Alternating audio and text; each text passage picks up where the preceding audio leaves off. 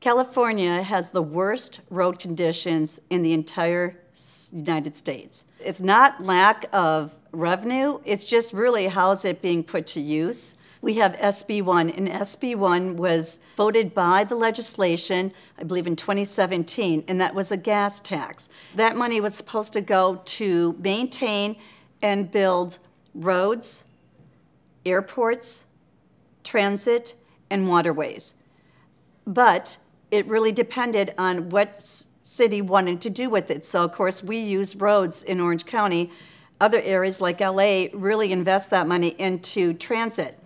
And so if it's going into transit, it's not going on the roads. Right now, we have about $5 billion that we get from SB1, and that goes throughout the counties in the state. And I don't know if people realize it, but that's going to be even less when we look at how many more EVs are getting onto the road, because obviously EVs don't use gas. And what we saw happen with SB1 is they had to go ahead and not just take the gas tax, they then went ahead and taxed our DMV renewal. A lot of us saw it go up by, 100%. They also went ahead and taxed more on the diesel gas, and so that also came for gas tax. And then there was a weight fee. The problem with that is, with SB1, all of it was to go, when this was passed by the legislators, to go straight to the maintaining of roads and other projects. However, when they said, no, we promise this time it's going to go to what we told you, they went off the bat right the night before and they took off the weight fee tax, 40% of what was going to be going to the taxpayers for helping with the infrastructure, and it went somewhere else. So they already diverted that. And so what you're seeing is, again, the money not being used where it really needs to be used.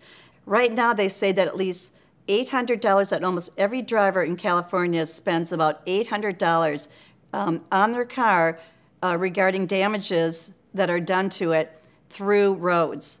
And so that's a lot, especially right now when we've got an affordability problem and people are hardly being able to put food on the table and gas in their car, and now they've got damages like that happening. And I believe that Los Angeles had something like an average of $2,400 because of the damages to the roads due to the fact that the revenue has been going to transit. And transit's a very important part, especially when you have larger areas. And remember, those transit buses are going on those roads too.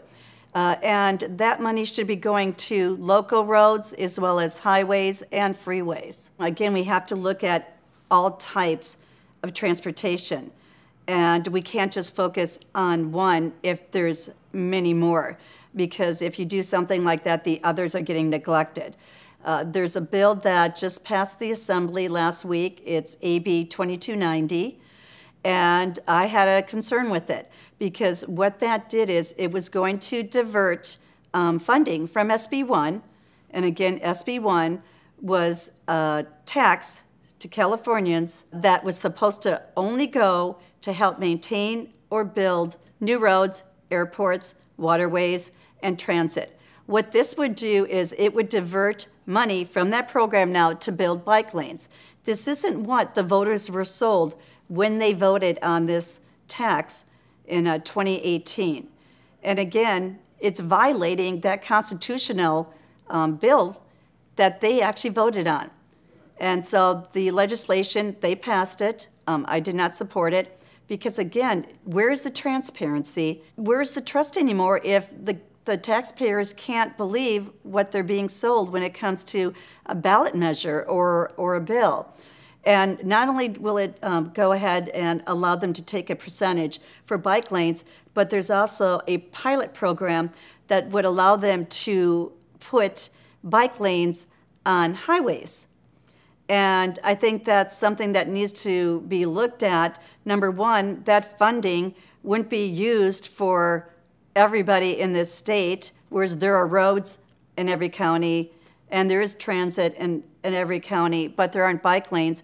But the other concern is before we start putting bike lanes on highways where you've got drivers driving 60, 70 miles an hour. We've got to fix our roads so the majority of people can get where they need to be on time, safely. It's not attainable. You have to have common sense, and you have to realize that we have to have a little bit of everything here. But I would say right now, until we can make sure our roads are safe, we need to put that aside. But that should not be taken from SB1 funding, because that's not what the people voted on. And I think, again, as we were talking, you're going to look at the gas tax, the amount that we normally get, reducing quite a bit in the near future with the EV vehicles. And what they're going to have to do then is, most likely, they're going to have to change that method of taxing, and it's going to be vehicles traveled, miles traveled, as well as you're going to see probably anyone with an EV will be hit with a higher fee for having an EV, because that's what they did, is they added that, and I think it was an additional $100 if you had an EV, a fee, along with your DMV registration. So it's just going to keep getting diverted. And again, we have to have all options out there. It's not one size fits all. California is a huge state. We have a lot of rural areas where people are having to travel, especially when you're looking at people traveling to work. And a lot of our construction workers, we have those that are on lower income. They're traveling far. They deserve to have these roads safe. And also, when you're looking at congestion, that's why adding extra lanes works.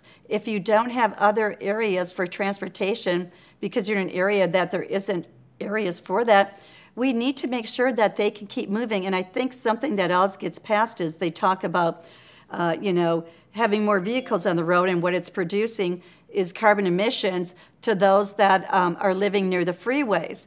Well, if you don't add lanes to the side, you're going to keep congestion, especially, again, if that is the form of transportation that is really needed in that area.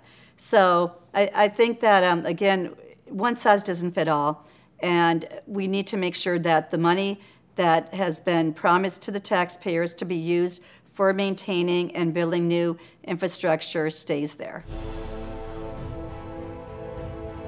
If you haven't checked out CaliforniaInsider.com, we highly recommend you do that now, because we're going to have a lot of news and videos there. And on top of what we have there right now, we are building a really big platform to cover what's happening in California, so you can be informed.